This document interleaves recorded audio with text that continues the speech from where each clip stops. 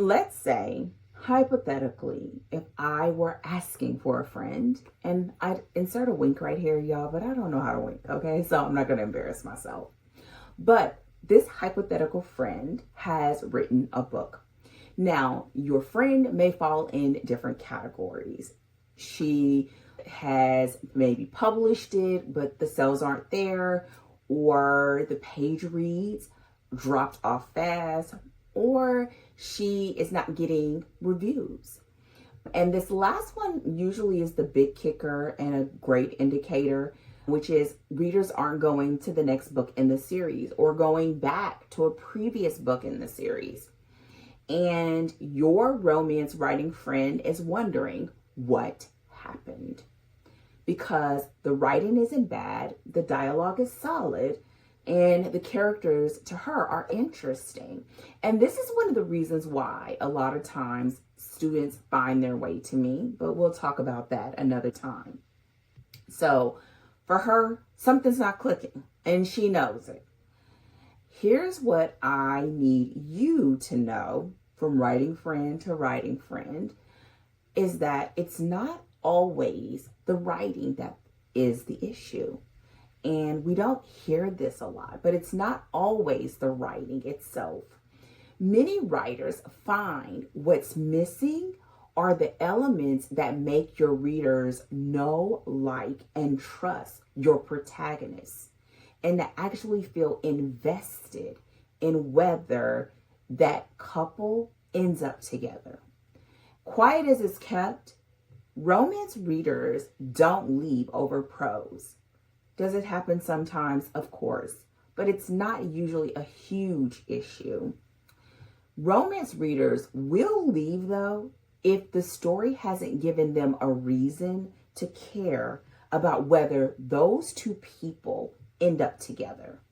Today, I'm breaking down the three things, not the two, but the three things every addictive romance has and exactly where they are in your story. This is the difference between whether a book gets read once and forgotten, or you have a book that readers read over and over again. And this is what I like to call an addictive novel. This is the story that readers cannot help but to gobble up and to tell their reading friends. That is our goal here. We want them to read it again and again and again. In this video, here's what we're covering. Lesson 1 is emotional stakes. And this is all about how to make readers know who these people really are and what they stand to lose. Y'all, this is so important in romance because if we don't know them deeply, we don't care. And if we don't care, we don't read. Lesson 2, we're going to talk about the braid. And this is something that I teach in Danger Tells. And this is all about how to make readers trust the story is coming. Because if nothing is moving, they check out. And this is when you have a reader that reads up to the end of the chapter and they never pick the book back up. Lesson 3 is about complementary wounds. And y'all, this is one of my favorites. But complementary wounds are all about how to make readers root for this specific couple. Because surface compatibility is boring. Recognition is what will make us stay. And recognition is when your readers are like leaning in and we are anticipating what is coming.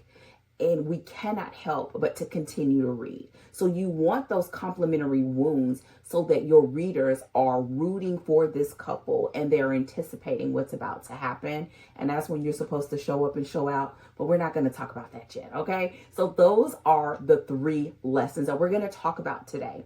And if you get these 3 things right, your readers won't just finish your book. They'll pre-order your next one. Let's go ahead and we're going to get into it. But just in case you are new around these here parts, my name is Dana. I'm a USA Today bestselling author. I'm a developmental editor and I am the chief storyteller at Danger Tales. And I am looking forward to diving in. But before we do, let me just give you all my quick caveat. I'm going to be talking about some examples from some really incredible books. Most of my examples come from our book club. They're readily available, and I will talk about some books and movies so that you can find them for yourself to show you how these concepts work in practice. I'm going to try my absolute best not to spoil the good stuff, but we are here to learn. So if you haven't watched The Proposal or you haven't read Things We Never Got Over and Fourth Wing, then I want to just go ahead and nudge you and tell you to add them to your TBR list. Add it to your to be read list, because those are the ones that I'm going to be talking about today. They are incredible stories. These are the kind of stories that will have you up late as if you do not have things to do in the morning. We love a good book hangover around here. And so if you don't have them on your list, add them to your list. I will make sure that I drop everything as far as the links and everything in the description. I strongly recommend that you support these authors and these creatives because they are doing great work for us to read and learn from. And so with that said, let's go ahead and break down how the magic happens. Lesson 1, emotional stakes. This is all about making your readers know your characters. What does it mean to make your readers know your characters? And this is not just what they look like or what they do for a living. I mean, know them, who they really are underneath all of that posturing, their defenses, and who they show up as far as their representative, especially in Act 1. Who are they underneath all of that? And here's what most writers get wrong. They think attraction is enough between your protagonists in romance, and that's not enough. Two hot people wanting each other on the page, yeah, that's great. And listen, we'll take all of that, okay? But that's not what makes readers care. And that's what we want. Y'all, that's when we start feeling what they feel. We start anticipating how they're going to respond. We want them to care.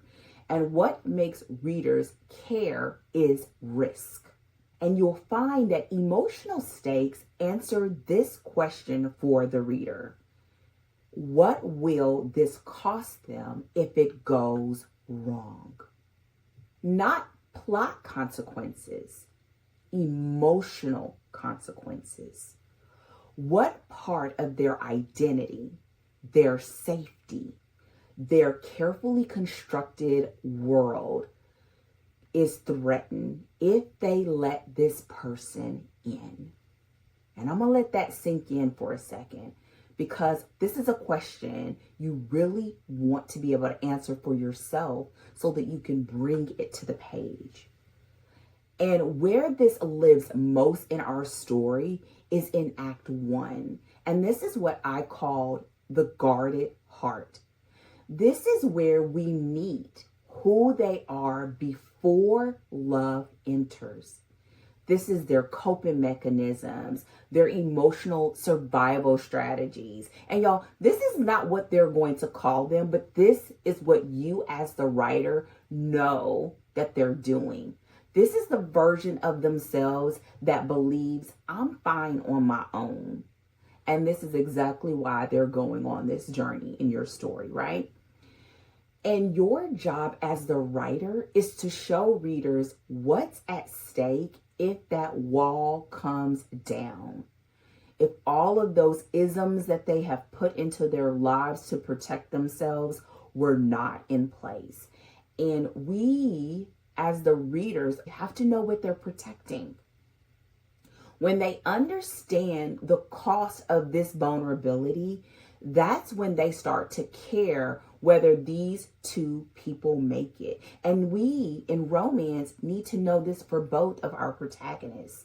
And if you're writing something like, a throuple or a reverse harem, you need it for all of your protagonists. The first example that I'm going to share is from a movie because it's easily accessible and it's one of my favorites. The Proposal was a film in 2009. It's a romantic comedy where a high-powered book editor is facing deportation and she coerces her assistant into a fake engagement.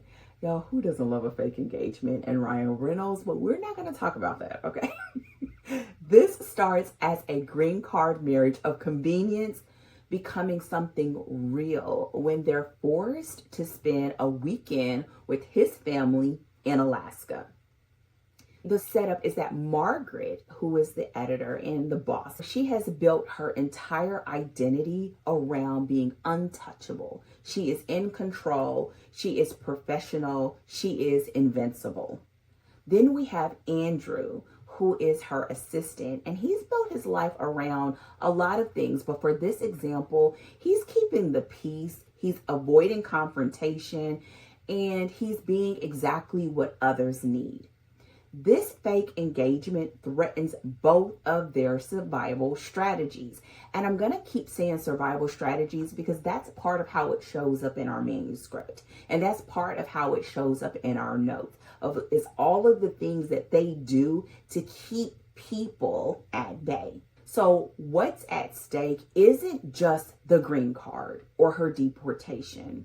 It's who they've convinced themselves they need to be. We know Margaret because we see what she'll lose if she softens. She's the big bad boss. She's the one that has all of her employees running and making sure that they don't cross her. And we know Andrew because we see what he'll lose if he speaks up. We see the sacrifices that he's made to keep this job. We see the sacrifices that he's been up against when it comes to his family and staying in New York. We see what's at stake. And we see how the two of them are on this collision course. And we are here for it, okay? So how do we check our work? And this is what I want to make sure that we share so that you can not just learn from these lessons, but that you can go back to your manuscript and begin to see, like, did I do this thing? So how do you check your work? Here's what I want you to take away from this, and this is what I want you to look for. If love doesn't threaten something important, readers won't lean in. Now, what do I mean by lean in? Because I said it a couple of times. Leaning in, y'all, this is when you got us on the hook. It's like, maybe that's how I read, but you lean in. They lean in. And that's something important. It can be their identity. It can be a belief. It can be their wound. All of these things that they've sort of built their life around. And we'll talk more about wounds in a future video. Before right now, just know that these are the things that they are protecting. And so one of those, if not all, must be threatened by this potential love match. So ask yourself, what does each character stand to lose emotionally if this relationship fails? If it fails. And again, not plot level consequences, emotional consequences. What identity would crumble? What fear would be confirmed? What part of themselves would they have to face that they have been avoiding? And if you can't answer that, that's your first fix. Because readers need to know your characters. And I mean, really know them before they can care if they end up together. We have to care about them to continue to read this story. So that's lesson 1. Lesson 2 is the braid. And this is something that I teach at Danger Tales. And this is all about making readers trust your story. Y'all, not just the romance. They need to be able to trust the entire story, i.e. trust you telling the story. How do we make readers trust your story is actually moving? Because here's the thing. You can have great characters with deep emotional stakes, but if the story feels stagnant, readers check out. They're not going to keep reading. They need to trust that all of this setup that we do in Act 1 is going somewhere, and that the pages they're turning are building towards something that matters, that we're going to get the juicy stuff, and that you are just like laying the groundwork. What we don't want is totally relying on vibes. We want and need movement. We need action. We need things happening. So what is the braid? I don't teach about chemistry checkpoints or things that are vague. It doesn't help me as a writer, so I don't teach that as a coach and an editor. What I teach is your braid progression. Every chapter should move at least one strand of the braid, and ideally, you want more than one. The more you have all three of them present, the stronger your story is. And for me, it's objectively easier to identify whether you've done it. Here's the braid. You have your internal stakes, which is what belief or defense is shifting, your internal. You have your external, and this is all about what pressure or stakes is sort of tightening, and that's coming from the outside world. This is where your plot comes in. That internal is all about like how they're changing as a person, and the external is all about how the plot is influencing their world, but also influencing them. And then the third is your romance. How is this relationship changing because of those two things? And honestly, how that romance is changing them. So those are your three: your internal, your external, and your romance. When all three are moving together, that's when readers trust you know where you're going, and they're trusting you as a storyteller. That's when they can't put your book down. And this is when we call your story as, it's bingeable. Like, we cannot put it down. We keep turning those pages. When one strand disappears for too long, that's when they lose faith. That's when they check out. And it's also when you will sometimes find that you have plot holes and you find yourself with some major rewrite issues. So let's look at an example. One of my favorite examples to use. You are going to hear it a lot. I would apologize if it wasn't such a great story, but I'm not going to apologize, all right? So the example that we're going to use is Things We Never Got Over by Lucy Score.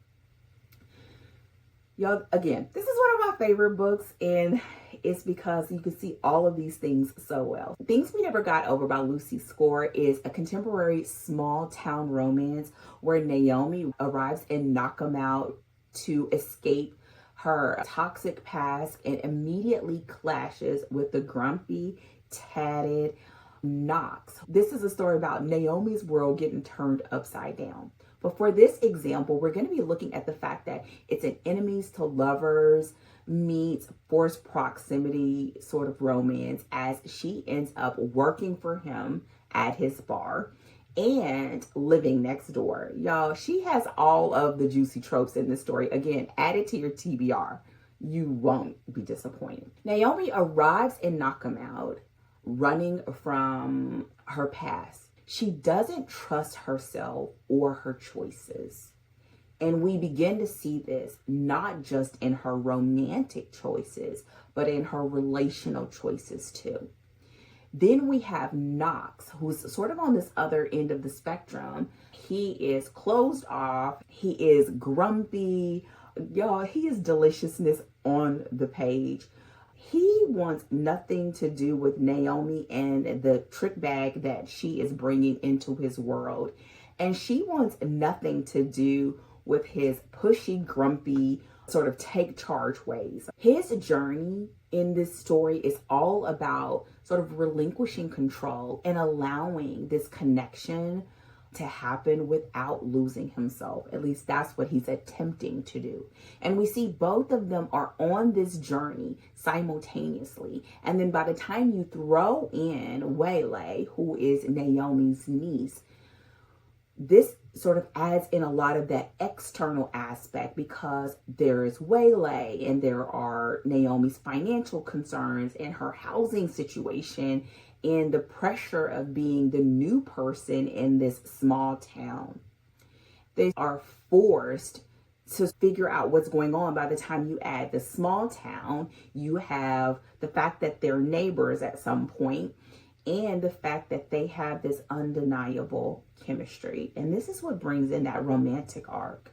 they clash because they want opposite things. Listen, Naomi is all the things that Knox wants nothing to do with. And what I love about Lucy Score's writing is we see this right up front. He knows, like, this is not my bag, but he can't get enough of her and we can't get enough of them. Naomi, on the other hand, she needs stability and Knox needs distance. And their attraction just keeps throwing them together and it's escalating this story. And we see early on in the story when Knox helps Naomi and Waylay with the place to stay, and it just keeps happening. And what I love about using Knock 'Em Out the entire series, honestly, but Things We Never Got Over as an example, is that you keep seeing this story escalate.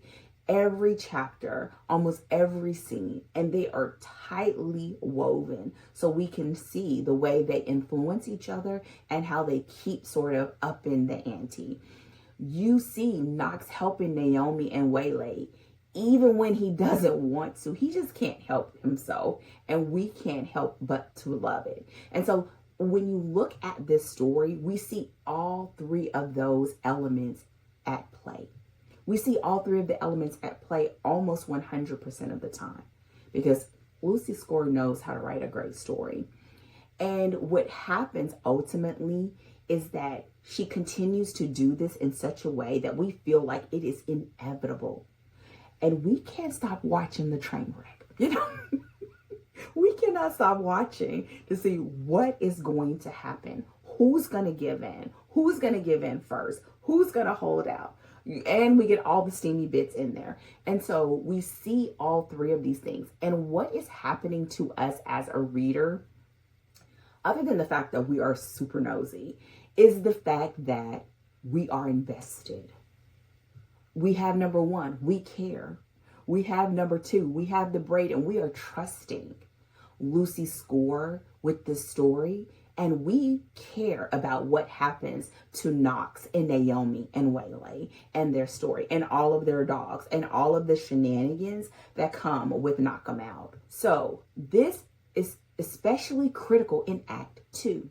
And I call Act 2 the heart opens. And I will talk more about the addictive romance blueprint in a future video. But in Act 2, it's the heart opens. And this act lives and dies on that push and that pull. And we see it, that push and pull between attraction and circumstances and other people being attracted to Naomi and Naomi being in a place where she doesn't know anybody and she needs to figure this out and figure it out quick. And all of a sudden we start to care, and our caring begins to escalate with the circumstances that these characters find themselves in. But what happens simultaneously for them is that fear is chomping at their heels. Right? Every chapter should bring them closer, but also it's bringing their past closer as well. And it's sort of bringing us this dynamic until we get to the middle moment, which I call their unspoken yes. But we see this push-pull, this try-fail, this cycle of them trying to figure out how can they continue to be who they've shown up to be in the past and still engage with this relationship. Y'all, this is all the juicy parts. And that leads us to the midpoint. And that's where their attraction and desire becomes hard to contain. That it outweighs all the reasons why they need to keep that person at bay. And this is where a line gets crossed. And this is usually when it really heats up if you're in steamy romance. Now, if your braid isn't tight by then, the midpoint won't land. And you want us to, because the midpoint is all about us being halfway in. If you have a story like Things We Never Got Over, that book was probably 600 pages. I may be exaggerating, but I don't think I am. It's a long story. We still have 300 more pages left. You don't want us dropping off. And we don't. And if you haven't read the story, then read it. If you know, you know. Here, if they drop off, it's because your readers don't trust that you've earned it. And we don't want them to get this far, not to continue, okay? So how do we check our work? Here's the truth. If a chapter doesn't change how they see themselves, each other, or the cost of walking away, it's just filler. So they are not learning something about themselves, the love interest, or we're learning more about what's at stake. It's just filler. And I don't care how pretty it is or how steamy it is. Proximity without pressure does nothing. You need that pressure. We need those stakes, and we need them to be there constantly, and we need them to escalate to keep us tuned in. So look at your chapters and ask yourself, did something shift in how they see themselves? That's their internal journey, what they're learning about themselves as they progress through your story. You want to ask yourself about those external stakes and conflict. Did the stakes tighten or did the world press harder on them? And can you see that? Is it on the page or are you imagining it? And this is what a lot of people do when I'm doing a developmental edit. That it's in their head, but it didn't make it to the page. And if it doesn't make it to the page, y'all, it doesn't count. It doesn't count. Let me be the one to tell you. Sorry, not sorry. And the last thing is that romantic thread. Did the relationship change in some measurable way? As they are progressing, you should be able to see the way that it's changed, whether it's for the good or not. A lot of times what you're seeing is sort of them like hopscotching closer towards this relationship or closer towards their fear as far as letting their fears win. And it becomes this sort of back and forth until we get to the fourth act. And that's the progression of the story. If the answer to any of those questions is no, then you've found your problem, especially if all of them are a no. If you have a yes on some and you want at least one, but I would say aim for 2 to 3, that those answers are clearly in those chapters and you can see them and you can identify them. And not just you, but your beta readers or your editor. They should be able to see that, okay? Because readers need to trust that every chapter is earning its place in this story. That you're not just treading water, or you're just, like sometimes we save our good stuff till the end. Don't save your good stuff. You just trust yourself that you're going to create more good stuff to put in there later. Lesson 3 is all about complementary wounds. And I've already said, this is one of my favorite. I love getting into the nitty-gritty of their wounds and what got them here. And this is what makes readers root for this couple. Why this couple? Why now? And you want us to root for them because this is what's going to keep us to the very end. Why? Why are we rooting for this specific couple? Why them? Why now? Because here's the thing most writers miss. Readers don't root for couples because they're compatible.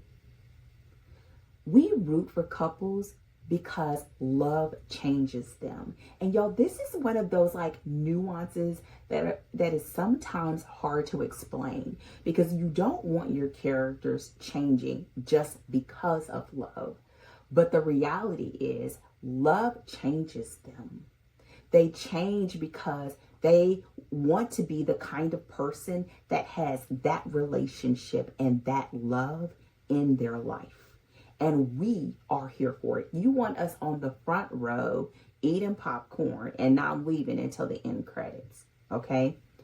So what complementary wounds actually are. And here's what I mean by this.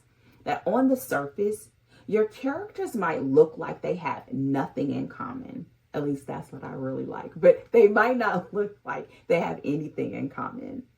They may have different backgrounds, different personalities, and different ways of moving through the world. But where it counts, they have everything in common. And I'm going to do a hard pause here and say that this part is not always the easiest to identify about your story. But if you identify this, you're going to hit pay dirt. It is going to serve you well. So if you find that you wrestle with this, hold on and do the work, because this is why people read romance. This right here. Be like, this right here. Okay. There is a technique or an aspect of romance writing that I call invisible tethers, that sort of tether those two characters together. That it's this sort of shared essence or a wound that comes from the same root, even if it shows up differently.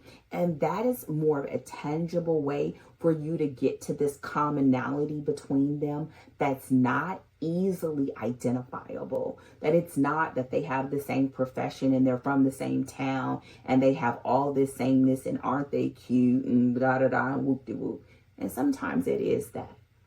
But this inner tether between them, this invisible thing that sort of tethers them together, you'll find that it will hold strong even when circumstances don't.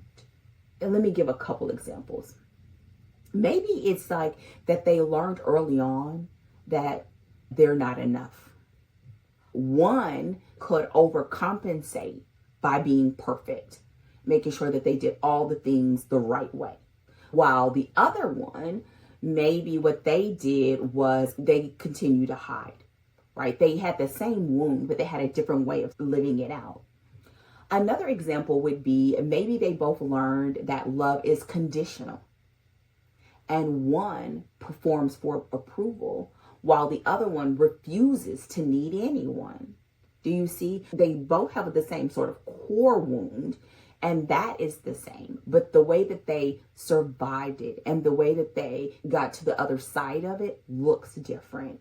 And what you'll find is knowing those differences and how they show up is very helpful to having it show up on the page and makes writing them easier. And this dynamic is what creates that recognition in your readers. The moment where one person looks at the other and thinks, I understand that. And here's the catch. Now, this is the gag. You have it with your characters, but you also have it with your readers. They get it. They've seen it. They've experienced it. They've ran from it. They've ran towards it. And that's why we keep reading, because we want to see, well, what is she going to do? What is he going to do? And that is what keeps us locked in, and it makes us root for them. That invisible tether, it makes us lean in because we want to see what's going to happen.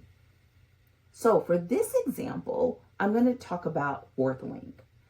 Y'all, I don't know all the things about all the things when it comes to Fourth Wing, but all I know is I read it and I loved it, and our book club really loved it. Fourth Wing by Rebecca Yarros. It's a romantasy where Violet, she's smaller, she is fragile, she has had this issue her entire life, and she enters a war college with her classmates, and the point of all of this is to survive and to live, literally, and to become a dragon rider. And it is a very competitive situation. And on the other side, we have this sort of deadly, mysterious Xaden, who seems determined to either kill her or protect her. Y'all, this is like the best kind of enemies to lovers. And the way she wrote them, you cannot stop reading. You cannot stop reading. The trust that is required in this world is literally about life or death.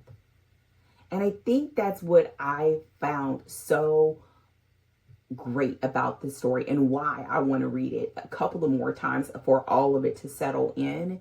And it's because it's hard to identify who to trust, and picking the right people at the right times can be a life or death decision, the entire story. And it keeps you locked in. So, fourth wing, we have Violet, who's learned that her mother's love was conditional. And again, I'm not going to give spoilers, but she's learned that. And that it can be tough, and it's almost like an all or nothing. And that sometimes you're like, dang, does the woman even like her, right? Then you have Xaden, who's learned that betrayal comes from trusting the wrong people. And it sort of made him almost untouchable. He's a very interesting character. The root wound for both of them is really about this vulnerability equals death. And for them, this death in this environment can be literal death, but in their pasts, it can also be the death of relationships, the death of love. Like, there's so many layers. And I think, again, another reason why people just love this story. For Violet, though, her strategy has been to be prepared. She is very smart to prove herself. And it really comes in through confidence. Even when she's in a scenario that she's never been in before, you see her reaching for the things that she is confident in and gaining strength from that. Xaden, on the other hand, is by keeping his distance. He has walls up, a mile high. And it's all about being emotionally unavailable. Like, he is the one that's behind the stone wall. And what I love, y'all, I can't go into all of this. I could talk about the story forever. But what I love about it is that when you see through his cracks, it makes you even more curious about who he is and them together and where they will end up. But the two of them have the same reaction to each other. They recognize each other, that invisible tether between them, where both of them understands what it's like to never feel like enough, right? To almost have a sort of a soft spot. Hers is physical, his is emotional. And you watch them wrestle with this, not just against the world, but against each other and against themselves. Again, why we keep reading. But what this does for lesson 3 is it makes us root for them, because we can see they're the only ones who truly understand each other. And there are so many other characters that challenge this and that reinforce that they get each other. Even when they don't get that they get each other, we get it. And we keep reading to find out what the heck they're going to do about it. This rooting for them and beginning to identify and see those invisible tethers at play really makes Act 3 the moment when it can not just make us have the recognition as readers, but it also can break our hearts. And y'all, this is when all the feels are like front and center, right? That they share this wound, and it's the thing that rips them open, and not just where it concerns them individually, but also where it concerns both of them as a unit. And again, we are leaning in, and it matters most when we get to Act 4. Because once that wound sort of breaks open, and once we understand fully what's at stake, and once the thing that what they were running from becomes the thing that happens, that's when Act 4 begins to really challenge them. Can they choose love even when it means facing the exact fear that they've spent their whole lives avoiding? This is why they built the walls. This is why they keep people at bay. This is why they run them off. This is why they keep give me 50 feet. Can they still choose love? And that's when we are doing all of the things that we know them, we like them, we trust them, we're rooting for them, and we're continuing through Act 4 to see, well, what are they going to decide? If you have designed complementary wounds correctly, like this, the answer requires transformation. Going back to that braid, it requires transformation, not just a confession, not just a my bad, I'm sorry, I won't do it again. But it requires them to become a different version of themselves. The version of themselves that we were waiting on since page 1. This is why I love romance. And because this wound, it comes from that same root cause that they have to not just heal, but they need each other to heal. Like that one cannot do it without the other. And y'all, this is the part about romance. Y'all, I hope to share many more videos about this, but this is the part of romance that I absolutely love and I think is so underrated, and why writing romance is such a joy, and why we are some bad mama jammas and mama sirs or whatever. Yeah, because it's not just women that do it. Because what we're doing is we are not just looking at the surface level when we master these lessons. We're getting underneath that thing. And underneath that thing is where both your characters change, but also your readers change. And by proxy, you are changing as a writer. This is what makes that happily ever after feel earned. This is what makes us read this book over and over again. This is what makes us ugly cry. This is what makes us gobble up the story and tell all of our reading friends.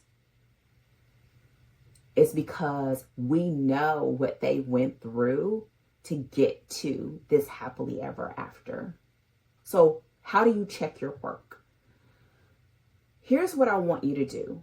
I want you to map this for your characters. Ask yourself, what's the core wound that they share? Not their surface behavior. We need the surface things. We have an external plot. Yes, yes.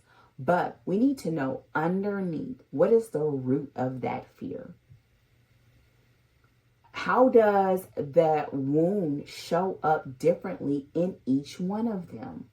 You need to know this.